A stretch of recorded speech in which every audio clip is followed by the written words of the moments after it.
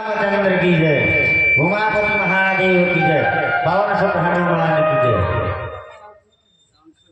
सबसे पहले आप समस्त राम भक्त मंडला हमारे त्रिवेणी बालिका मानस परिवार golhapara की ओर से सादर प्रणाम पहुंचे थे, प्रणाम स्वीकार करिए।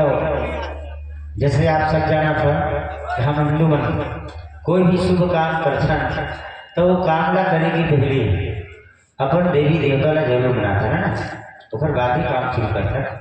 तो ऐसे